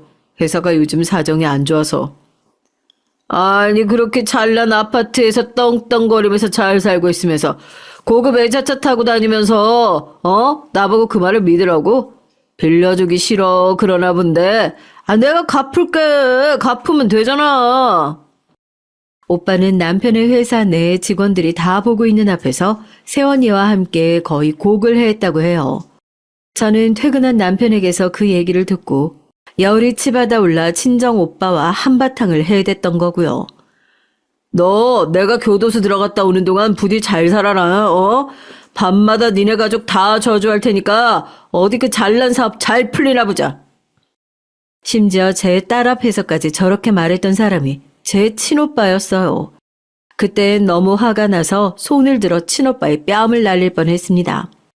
어릴 적부터 집안을 뒤집어 놓고 쑥대밭으로 만들었던 장본인이 엄마에게 병까지 안겨주더니 이젠 제 딸 앞에서 저주라느니 그런 말을 쏟아내는데 사람이 악귀에 씌인 게 아닐까 하는 생각마저 들더라고요.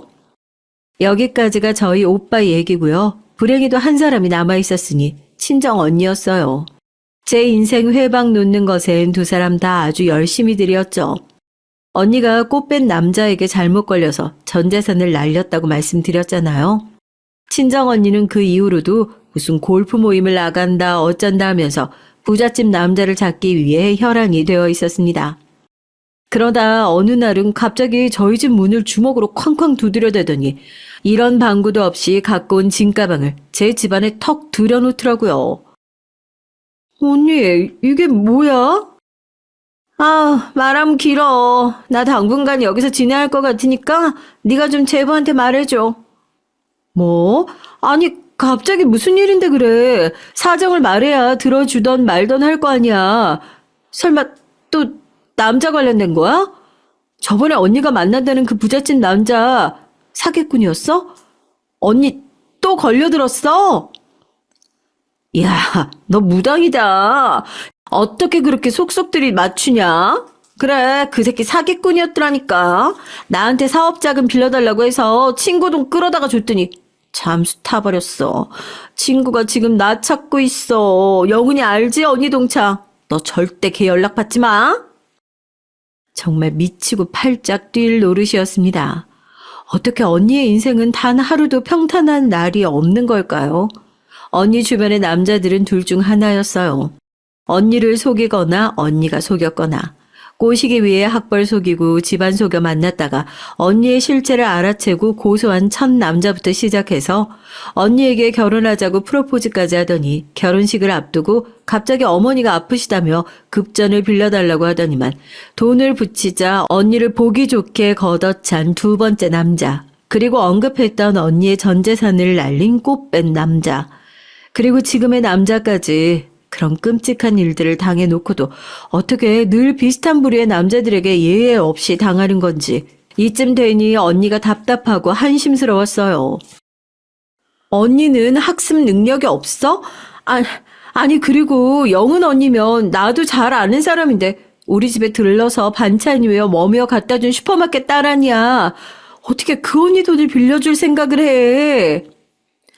나도 몰라. 암튼 제부한테 잘 말해줘라. 나 좀 씻을게. 일단 너무 피곤하다. 피부 망가지겠어. 언니, 동생이 가정 꾸려 살고 있으면 적어도 언니로서 보탬은 아니더라도 피해줄 생각은 말아야지. 정말 왜 이래? 영은 언니 찾아오면 어쩔 거냐고. 걔 여기 몰라. 내가 전에 너랑 영 끊고 살고 있다고 했거든. 그리고 고만 좀 노려봐라. 내가 네 딸 앞에서 공부하는 거 봐주고 그럼 되잖아. 집안일도 하고. 언니도 오빠도 갱생이 안 되는 사람이었어요.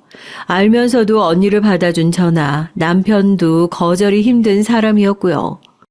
무작정 탱크처럼 쳐들어온 언니를 남편은 난감해했지만 내색하지 못했죠.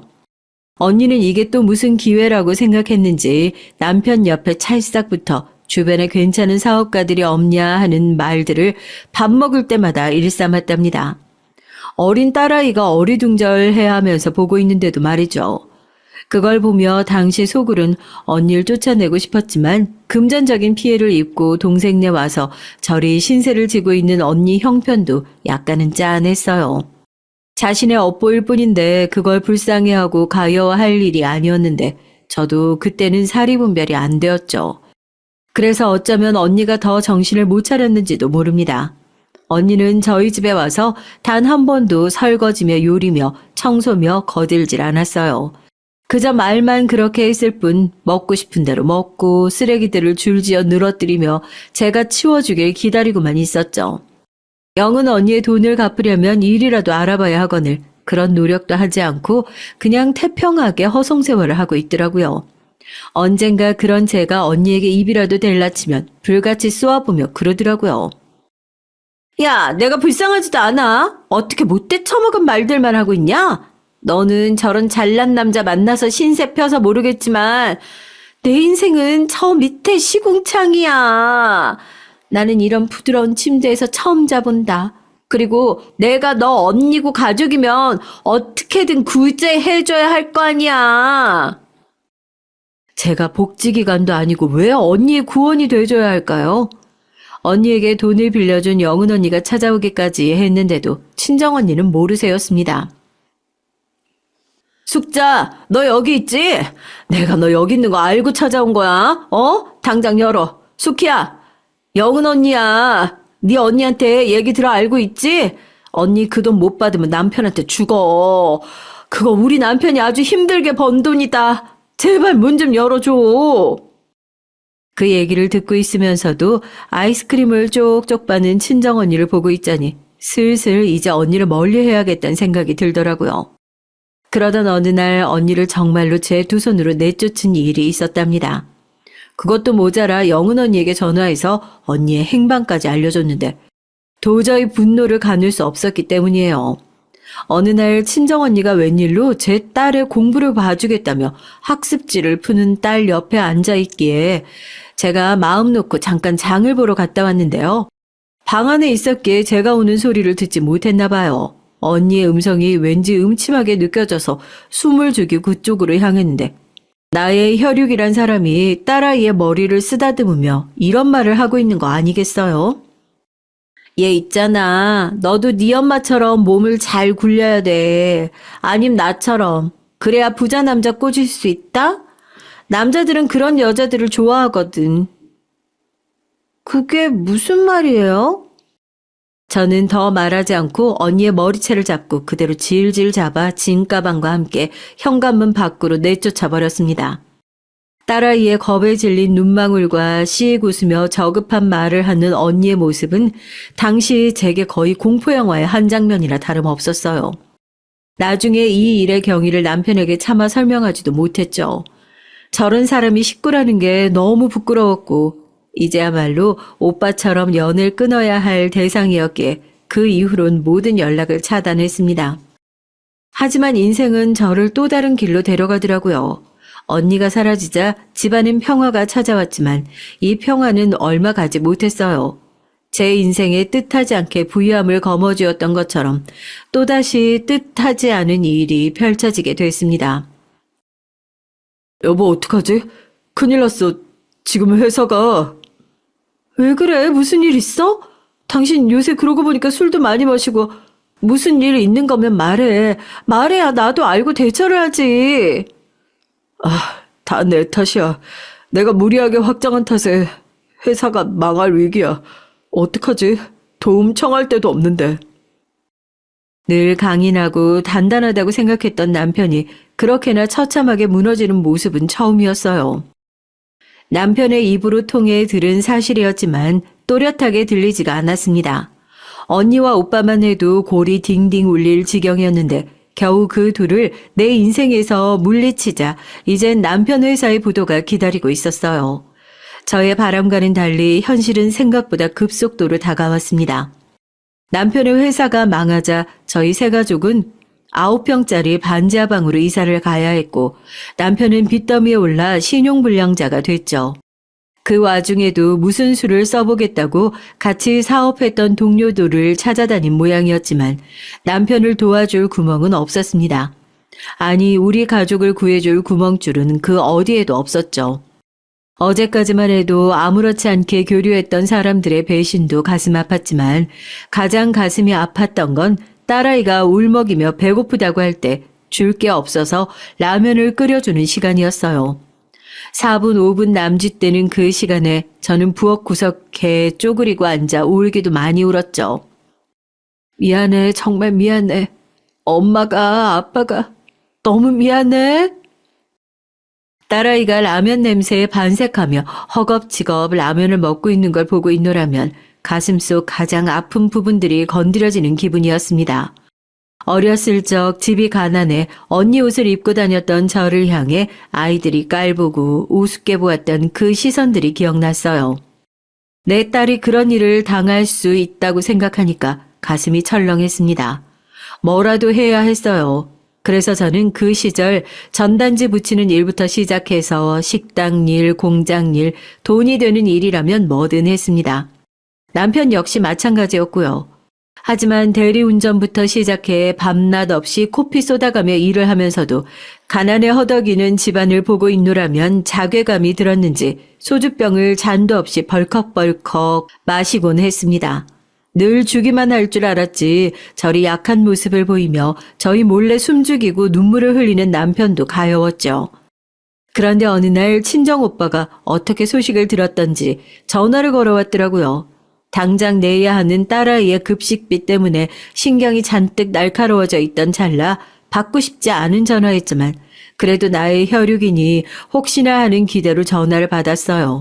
하지만 그 전화는 받지 말았어야 하는 전화였죠. 오빠. 야, 회사 망했다며? 내가 그럴 줄 알았다. 잘난 척하고 꼴값 떨어질 때부터 알았어. 야, 그러니까 적당히 했어야지. 원래 잘 버는 사람일수록 어려운 사람도 돕고 베풀 줄 알아야 하는 건데 말이야. 아우, 이거 고소해서 어떡하냐? 지금 그 말하려고 전화한 거야? 고소하다고? 꼴 좋다고? 야, 네 서혜 언니도 전해달란다, 야. 그러니까 마음 곱게 쓰라고. 천벌 받았으니까 앞으로는 이 교훈 잘 새기고 살아라. 끊는다. 문제는 그 전화통화 내용을 옆에서 남편도 듣고 있었던 겁니다.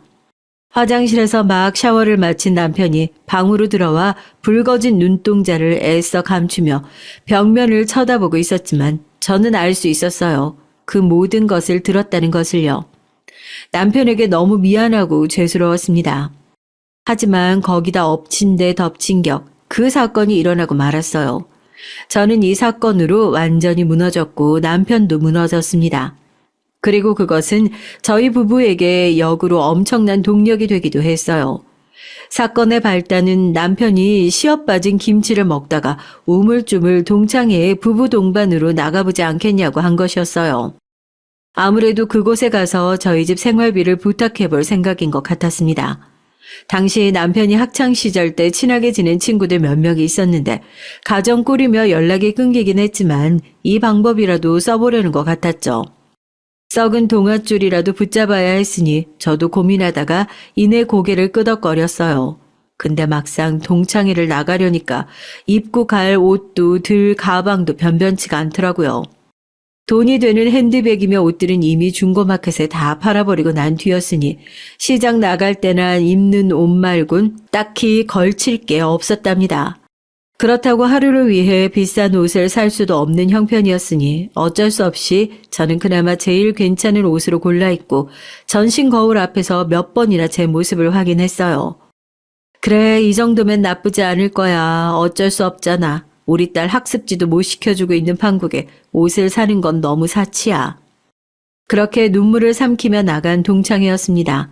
그런데 동창회에 그 가해자들 중 한 명이 와 있는지는 미처 몰랐죠. 동창회 장소에 도착하자마자 반갑게 인사를 나누던 남편이 갑자기 어느 한 곳을 보더니 시선이 우뚝 멈추더라고요. 저도 덩달아 얼떨결에 그곳을 바라보게 됐는데요. 남편의 시선이 가 닿은 곳은 다름 아닌 남편의 여동생 은희를 죽음으로 몰고 간 가해자였습니다. 당시 아무런 형사처벌을 받지 않고 넘어갔지만 그 사건은 남편의 평생 한이었어요. 하나뿐인 여동생을 잃었는데 그 고통이 오죽하겠어요. 순간 저도 너무 놀라 입을 다물지 못했습니다. 그런데 외려 그 가해자 친구가 나서서 남편을 향해 손을 뻗으며 악수를 청하더라고요. 잘 지냈냐? 소식은 들었다. 너 잘 나간다며? 아주 간단한 인사말임에도 불구하고 남편은 얼어붙어 제대로 어떤 말도 꺼내지 못했어요. 평소 같으면 멱살이라도 잡아 매다 꽂았을 남편인데 돈을 빌리러 온 상황이니 아무 말도 못하고 어버버하고 있었죠. 그 모습이 너무 안타까워 그만 눈을 질끈 감아버리고 싶었습니다. 애써 웃으며 저도 인사를 하곤 바로 맞은편에 앉게 됐는데요. 근데 그 친구, 아니 그놈이 그때부터 이상하게 남편을 살살 건드리기 시작하더라고요. 아, 맞다. 너 사업한다고 들었는데. 아, 그거 잘 안 되고 있어. 그래, 아유, 저런. 어쩐지.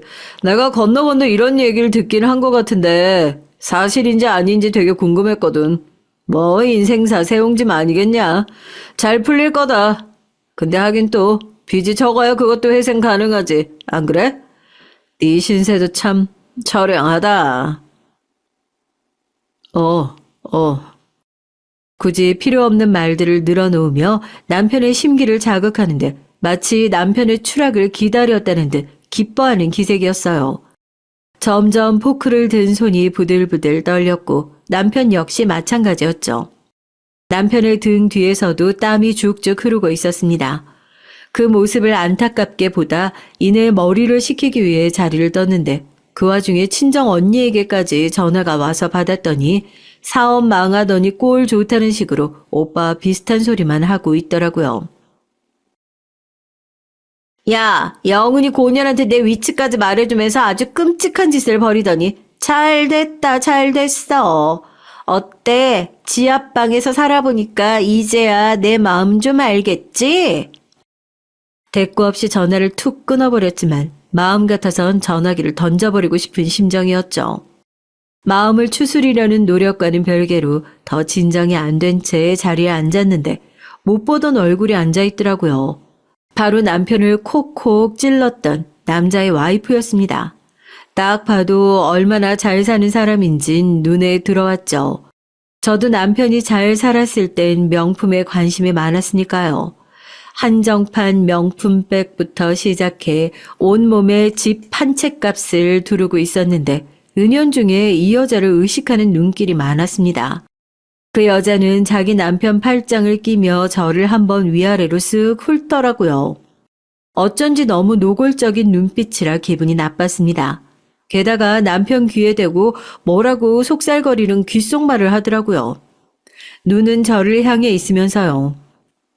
그 말을 듣고 시누이를 죽인 거와 다름없는 그 인간은 재수없게 쿡쿡 웃고 있었습니다. 뭐인지 모르겠지만 저를 비하하는 발언임이 틀림없었어요. 남편도 감지했는지 제 손을 꼭 잡아주더라고요.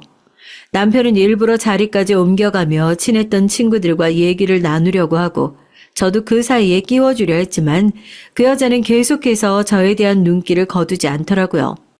급기야 남편 동창의 와이프 한 명이 제게 저 여자 저도 몇 번 와서 만났는데 험담을 잘하는 사람이에요. 무슨 말 하든 신경 쓰지 마세요 라고 하더라고요. 그 여자는 어디 유명 중견 기업의 회장 딸이라고 했는데 그래서인지 그 부부가 허세며 허영이며 워낙에 심하고 사람들 깔보는 것도 심하다고 하더라고요. 그런데 그때 갑자기 가해자였던 동창이 남편을 불렀습니다. 그리곤 갑자기 주위를 조용히 살피며 뜸을 들이더니 남편에게 이런 말을 하는 게 아니겠어요? 내가 돈 좀 빌려줄까? 빚이 얼마나 되는진 모르겠지만 나한테 어려운 금액은 아닐 거다. 네 동생 관련해서 지난 날도 있고 너랑 나랑 화해도 할 겸. 그래 줄 수 있겠어? 나야 그럼 고맙기는 한데. 남편 입장에선 정말이지 지금 이 시간에도 허겁지겁 라면을 먹고 있을 우리 딸이만 생각하며 말한 것일 거예요. 그런데 이어지는 다음 말은 꽤나 충격적이었습니다. 남자가 내뱉은 것이 아닌 옆에 와이프가 이죽거리며 뱉은 말이었는데요. 거기에 받아치는 남자의 말 또한 가관이었습니다. 자기야, 급 떨어지니까 이런 친구 만나지 마. 저 여자 하고 온 꼬라지 좀 봐. 저런 여자랑 사는 사람한테 무슨 신용이 있다고 돈을 빌려줘? 아, 그치. 아무래도 그건 그래. 사업 망한 놈한테 무슨 미래며 희망이 있다고 말이야. 저런 구제불능 같은 놈은 애초에 이 동창회 자리에 참석하지 말았어야 하는데 분위기 이렇게 다 흐려놓잖아. 아니 도대체 왜 참석한 건지 이해를 못하겠네. 아 미안하다. 돈 빌려준다는 건 취소야 취소. 뭐 의도야 뻔하지 않겠어. 구걸하려고 온 거지. 더러워서 참. 아우 저기 미안한데 그쪽들이랑은 겸상하는 거 자체가 아주 불쾌하네요. 이제 나가주셨으면 좋겠는데. 그 순간 당한 모멸감, 치욕스러움은 아마 평생 잊지 못할 겁니다. 어떻게 사람 얼굴을 앞에 대고 저런 모진 말을 할 수 있을까요? 주체가 안 될 정도로 몸이 떨리고 눈물이 떨어지려고 하는데 그때 남편이 일을 치른 것이었습니다. 바로 손을 들어 그 와이프의 면상을 갈겨버린 것입니다. 깨악 소리와 함께 와이프는 의자 옆으로 쓰러져 버렸고 저는 놀란 입을 손으로 틀어막고 있었어요. 덩달아 남편은 여기서 그치지 않고 오래전 해야 했어야 할 일을 하고 말았습니다. 비아냥대던 남자의 멱살을 잡고 힘껏 주먹을 날린 거죠. 나가자. 남편은 그 한마디와 함께 제 손을 잡고 밖으로 나갔고 그야말로 난장판이 되었을 동창의 자리가 어떻게 되었을진 신경 쓸 여력도 없었습니다. 남편과 함께 정신없이 길거리를 전전하는데 좀 전에 당했던 모욕감에 너무도 화가 나는 한편 그 부부가 고소라도 하면 어떡하나 하는 생각이 자연스레 스치더라고요. 당장에 합의금도 없는 판국인데.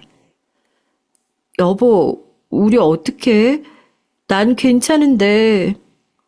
난 정말 괜찮았어. 아니야, 괜찮을 리가 있었겠어. 난 후회 안 해. 내가 감옥을 가는 한이 있어도 내 동생 죽이고 웃는 놈이나 인간 같지 않은 그 여자나 가만둘 수 없었어. 그래도 우리 딸은 어떻게 하면 좋냐고. 정말 죽고 싶어. 그 순간 그토록 애써 붙들고 있던 이성의 끈마저 스르르 풀리며 그만 남편 앞에서 죽고 싶단 말까지 토해내고 말았는데요. 사람이 너무 비참해지면 부정적인 생각이 들 수밖에 없는 건지 정말 자식이고 뭐고 눈앞으로 보이는 한강물로 뛰어들고 싶었습니다. 근데 그토록 비참했던 그날 밤 이상한 일이 일어났어요. 한 번도 꿈에 나온 적 없는 시누이가 그 시절 그대로의 어린 얼굴을 하고 나타난 것이었죠. 여전히 저를 언니라고 부르며 제 등을 껴안고 다독이더라고요. 언니, 다 지나갈 거예요. 괜찮아요. 시누이의 품은 마치 친정엄마의 품처럼 따스했습니다.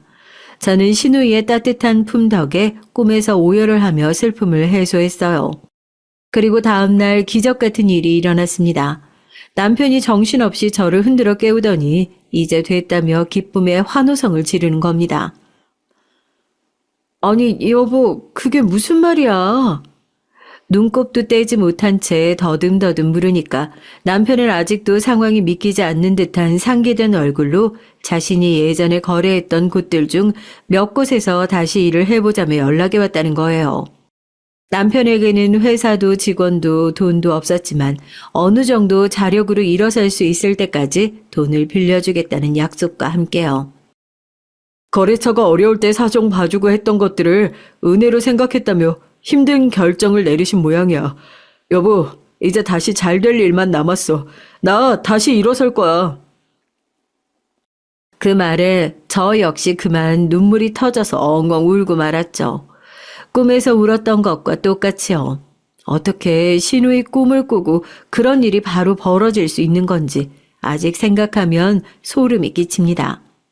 시누이가 우리를 도와준 것이라고 생각할 수밖에 없었어요. 나중에 이 얘기를 들은 남편 역시 깜짝 놀라더니 눈시울을 붉히며 일이 정리되면 시누이가 묻혀진 곳에 가자고 하더라고요. 그 후 역시나 남편이 주먹을 휘갈겼던 두 부부는 고소를 하겠다며 난리법석을 떨어댔습니다. 하지만 그것에도 기적이 작용했는데요.